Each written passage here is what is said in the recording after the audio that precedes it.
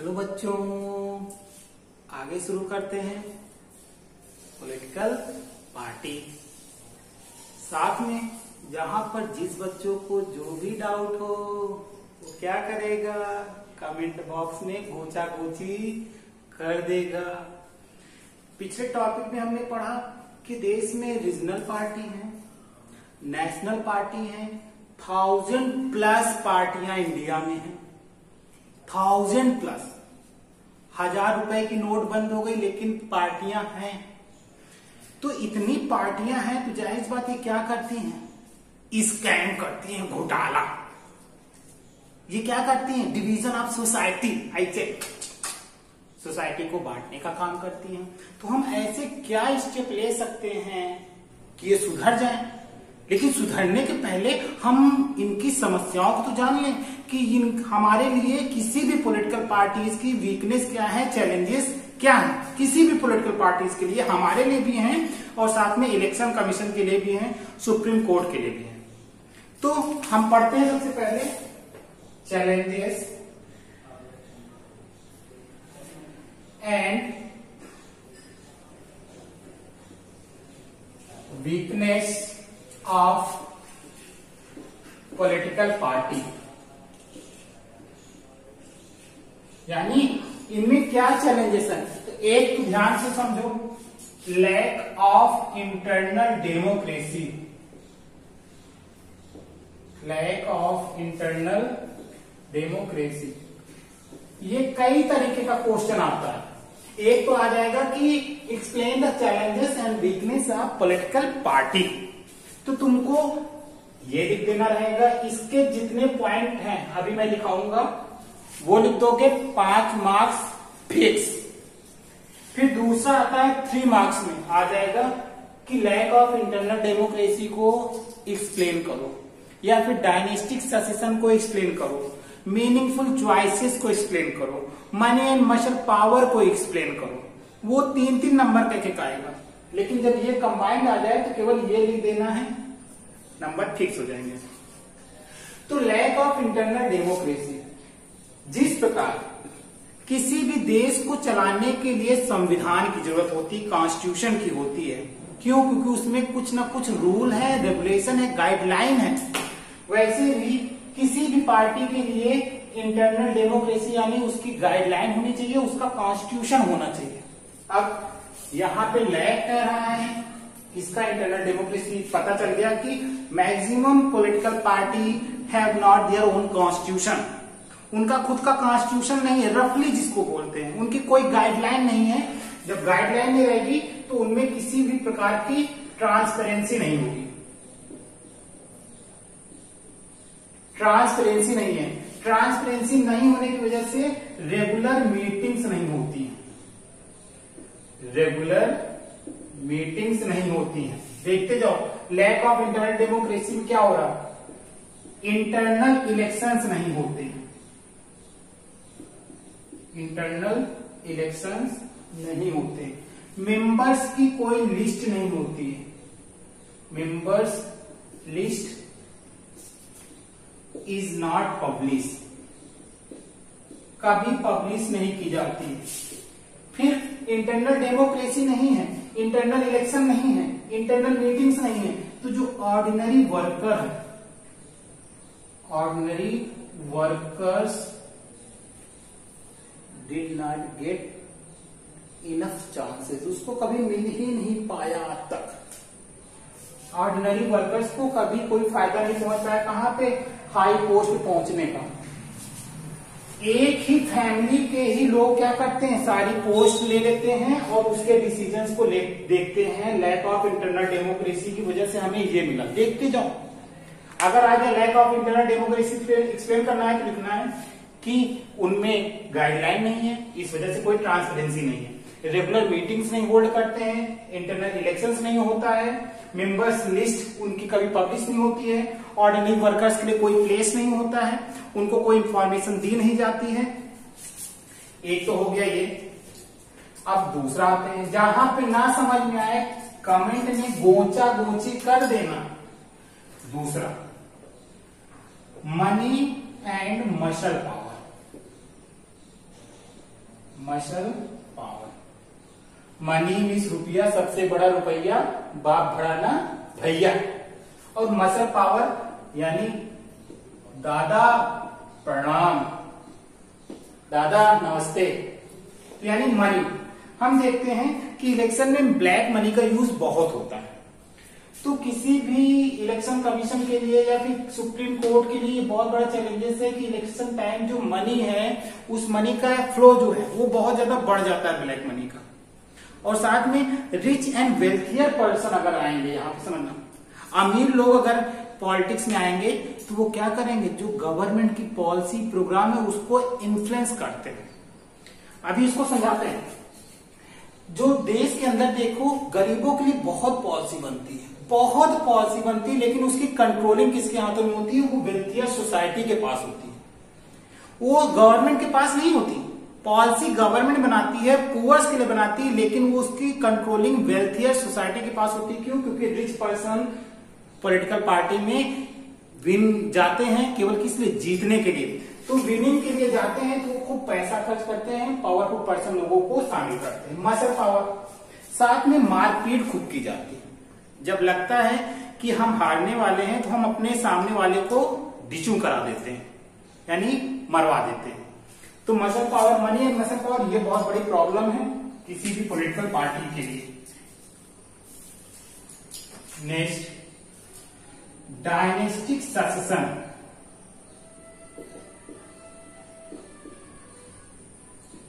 वंशवाद। अब dynastic succession, यार ऐसी का खूबी है कि मुकेश अंबानी का लड़का पैदा होते ही अरबपति में है और एक फार्मर का लड़का पैदा होते ही जिंदगी भर फार्मर में गुजार देता है। ये जो वंशवाद है ना, वंशवाद खत्म होना चाहिए। यानी कि जैसे ही नेक्स्ट जनरेशन स्टार्ट हो, उसे गवर्नमेंट अपने लेवल से फिर से शुरुआत करने को कहे और उसके पास्ट की जो प्रॉपर्टी है उसे एक्वायर कर ले।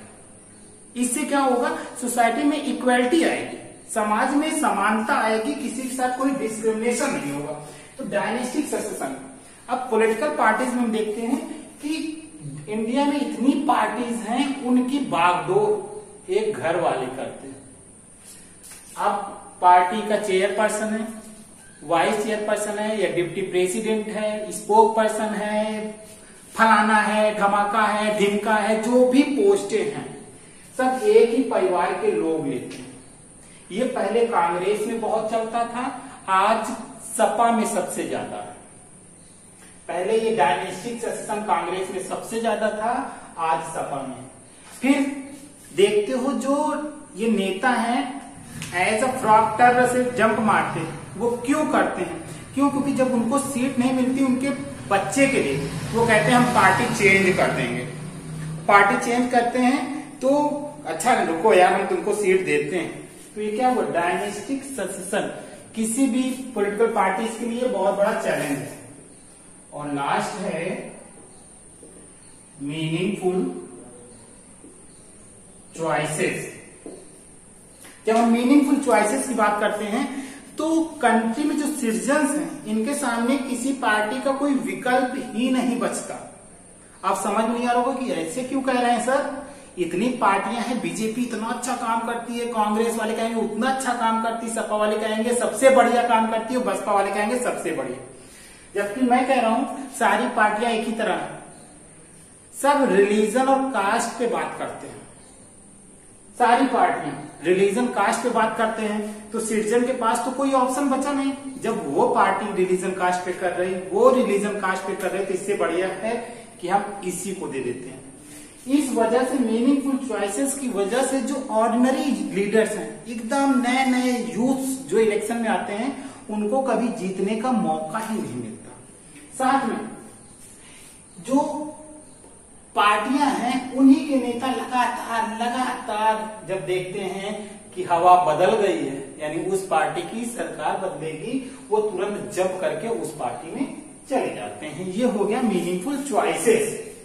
Lack of internal democracy, regular meetings नहीं होती, रेगुलर इलेक्शंस नहीं होता है, उनका खुद का कोई गाइडलाइन नहीं जिसकी वजह से ट्रांसपेरेंसी नहीं होती।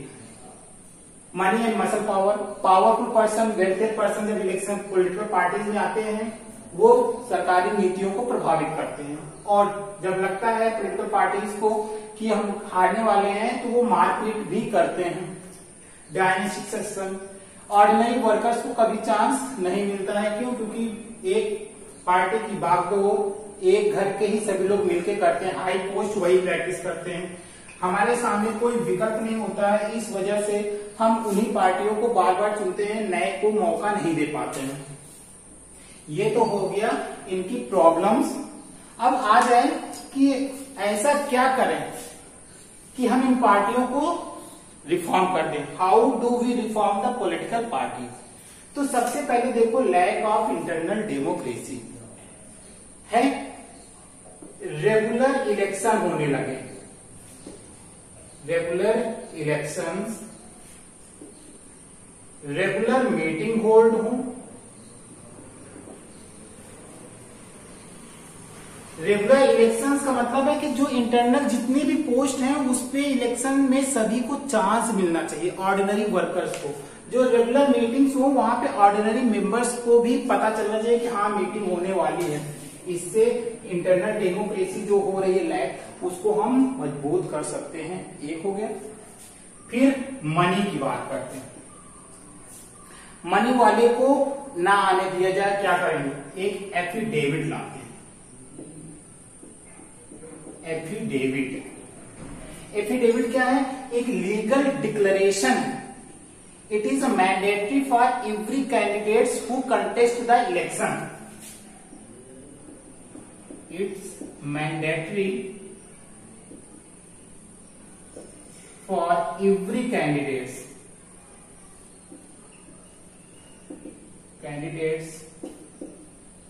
who contest the election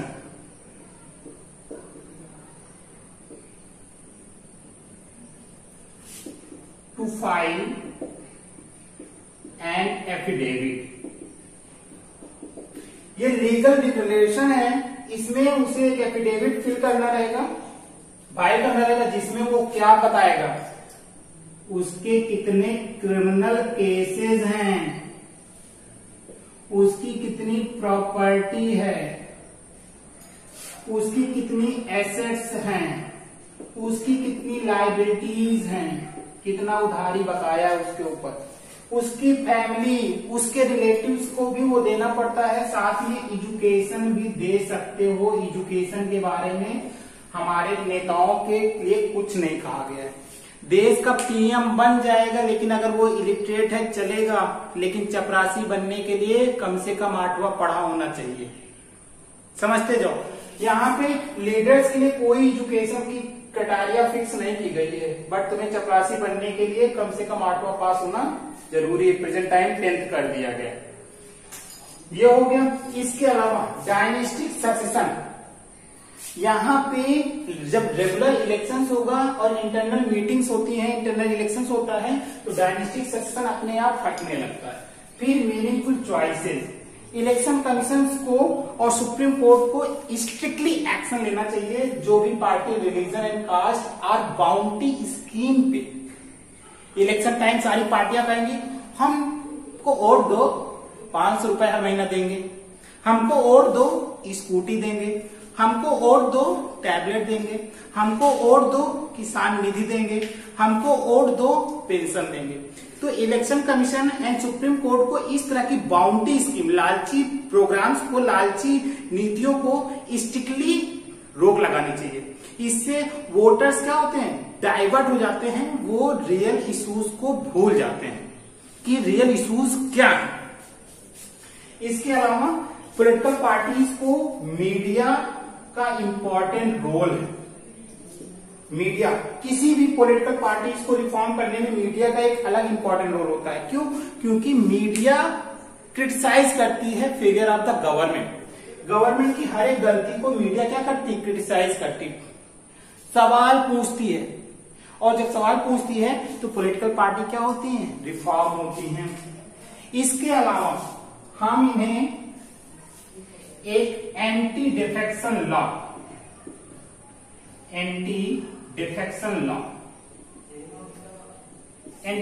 law क्या है?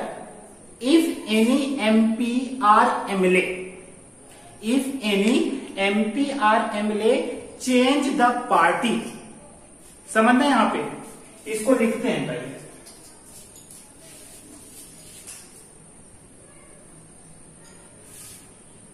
एंटी डिफेक्शन लॉ,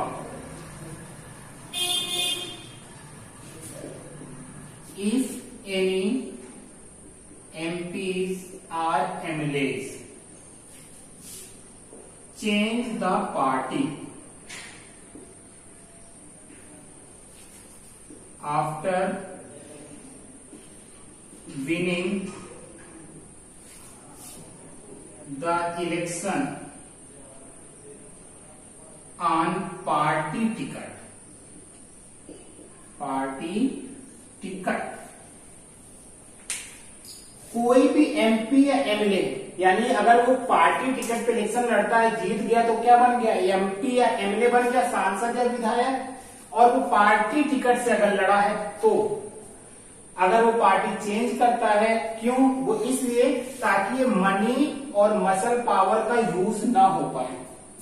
क्योंकि जब सरकार नहीं बन पाती, किसी पार्टी को मेजॉरिटी नहीं मिलती है, तो जो लालची लोग होते हैं ना, और पॉलिटिक्स केवल लालच के लिए की जाती है, केवल पैसे के लिए, तो वहां पे हार्स ट्रेडिंग एंड गैम्बलिंग होती है, खरीद फरोख्त होती है। 100 करोड़ में हम तुमको अपनी पार्टी में बुला रहे हैं, आ जाओ, 500 करोड़ देंगे, आ जाओ आ जाओ आ जाओ।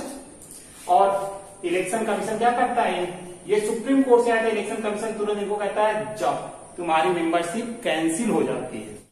इसके अलावा पॉलिटिकल पार्टीज को मूवमेंट, प्रेशर ग्रुप यानी पीपल्स, समझना है यहाँ पे, हम ये उंगली दिखाते हैं, सेल्फी को खींचते हैं स्याही लगा के इंक वाली, हम इस उंगली से जैसे सेल्फी खींचते हैं ना, उसी उंगली को सरकार की तरफ कर दें और सरकार से क्वेश्चनिंग करें on the failure of the government. हम क्वेश्चनिंग करें on the failure of the employment, we questioning on the failure of economic condition.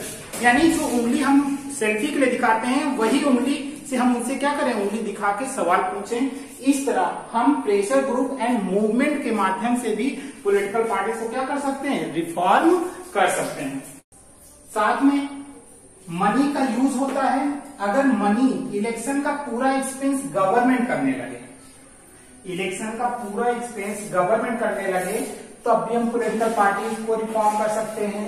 कैसे, जैसे इलेक्शन कमीशन फिक्स किया है कि 25 लाख रुपीज इलेक्शन में खर्च करना है, तो उनका 25 लाख तो कभी खर्च ही नहीं होता। लेकिन अगर वही गवर्नमेंट खर्च करने लगेगी, तो जैसे 25 होगा, उनका प्रचार यानी उनकी कैंपेनिंग क्या हो जाएगी, रुक जाएगी। और इस तरह से हम मनी का यूज रोक सकते हैं। इलेक्शन में पावरफुल पर्संस को इलेक्शन पॉलिटिकल पार्टीज या फिर पार्लियामेंट, लेजिस्लेटिव असेंबलीज में आने से रोक सकते हैं। लास्ट टॉपिक है हमारा, सब कुछ तो हो गया, लेकिन रोल ऑफ अपोजिशन क्यों नहीं हुआ। रोल ऑफ अपोजिशन पार्टी, ये वही लोग हैं जो हर एक बात को क्या करते हैं, अपोज करते हैं। रोल ऑफ अपोजिशन पार्टी, ये वही लोग हैं जो अपोज करते हैं, किसका, गवर्नमेंट का, कब, फेलियर होने पे। समझना, अपोजिशन पार्टी जो है उनका एक अलग व्यूज होता है। They check the government work and move on the track. वो गवर्नमेंट के वर्क को चेक करते हैं और गवर्नमेंट को मूव कराते हैं सही ट्रैक पे लाने के लिए। एक इनके व्यूज अलग होते हैं। इनके व्यूज क्या होते हैं, अलग होते हैं, जो लगातार गवर्नमेंट को बताते रहते हैं कि यहाँ पे सही हो या गलत हो। They practice the government on the failure of government. वो गवर्नमेंट के फेल होने पे खुद गवर्नमेंट की क्या करते हैं, प्रैक्टिस करते हैं। गवर्नमेंट फेलियर होने पे गवर्नमेंट की प्रैक्टिस करते हैं। जितनी भी अपोजिशन पार्टीज होती हैं उनके डिफरेंट व्यूज होते हैं। ये मोबिलाइज करते हैं अपोजिशन को, mobilise opposition against the government. सारी पार्टियों को एक साथ इकट्ठा करके सरकार के खिलाफ आते हैं। Criticise the government criticize the government, criticize and oppose the government policies and programs, policies and programs। नाम से ही क्लियर है अपोजिशन, तो हर एक बात पे वो अपोज करेंगे, गलत है या सही है। लेकिन गलत का तो वो अपोज करेंगे ही करेंगे, सही का भी अपोज करते हैं। क्यों? क्योंकि उनका रोल ही अपोजिशन पार्टी का है। तो गलत का जब अपोज करते हैं तो उसमें चेंजेस होते हैं, गवर्नमेंट को चेंज करना पड़ता है। और जब वो फेलियर हो जाते हैं, गवर्नमेंट फेल होती है, गवर्नमेंट गिर जाती है, तो अपोजिशन पार्टी मोबिलाइज होके गवर्नमेंट को फॉर्म करते हैं। साथ में किसी भी गवर्नमेंट के सक्सेस होने में जो सबसे इंपॉर्टेंट रोल होता है वो है अपोजिशन पार्टी का। क्यों? Because a strong government should need a strong opposition. Strong government के लिए एक अपोजिशन, स्ट्रांग अपोजिशन का होना बहुत जरूरी है। कैसे? समझो, सेंट्रल गवर्नमेंट को ले लेते हैं प्रेजेंट टाइम का, दिल्ली की आप गवर्नमेंट को ले लेते हैं, बिहार की नीतीश गवर्नमेंट को ले लेते हैं। इन तीनों स्टेट्स में अपोजिशन का मतलब है लुल, अपोजिशन है ही नहीं। सो अपोजिशन उनको ट्रैक पे नहीं ला पाते, उनके फेलियर और प्रैक्टिस नहीं कर सकते हैं। अपोजिशन का डिफरेंट व्यूज है ही नहीं, वो अपोजिशन को मोबिलाइज भी नहीं कर पा रहे हैं और क्रिटिसाइज गवर्नमेंट को कर ही नहीं पाएंगे। क्यों? क्योंकि अपोजिशन नाम मात्र का है, छोटा सा एकदम, उनका जो होना चाहिए परसेंटेज, वो परसेंटेज नहीं। फिर क्रिटिसाइज और अपोज क्या करेंगे गवर्नमेंट पॉलिसीज का? क्योंकि गवर्नमेंट तो सुनेगी ही नहीं। गवर्नमेंट कब सुनती है? जब स्ट्रांग अपोजिशन हो, जब सरकार को हर समय डर बना रहे कि अगर हम फेल होंगे तो हमारी पार्टी से एमएलए या एमपी क्या हो जाएंगे, डाइवर्ट हो जाएंगे और सरकार डिसॉल्व हो जाएगी, सरकार गिर जाएगी या भंग हो जाएगी। इसलिए स्ट्रांग अपोजिशन का होना उतना ही नीड है सरकार की सक्सेस के लिए। ये हो गया रोल ऑफ अपोजिशन पार्टी। जिस बच्चे को जहां पर जो भी डाउट रहे वो जरूर कमेंट में लिख देगा, और इस लेसन के नोट्स वीडियो के डिस्क्रिप्शन में मिल जाएंगे। क्योंकि लिखने में तुमको बहुत मेहनत करनी पड़ेगी, तो इससे बढ़िया है सर तो है ही, बाकी तुम्हारे डिफरेंट स्कूल कैसे नोट्स प्रोवाइड कर रहे हैं वो तुम्हारे डिफरेंट स्कूल वाले टीचर्स जाने और वो बच्चे जाने। तो जहां पर जिसे डाउट है वो डाउट के लिए कमेंट कर देगा, और नोट के लिए डिस्क्रिप्शन में लिंक पड़ा हुआ है, वहां से नोट्स डाउनलोड कर लेना।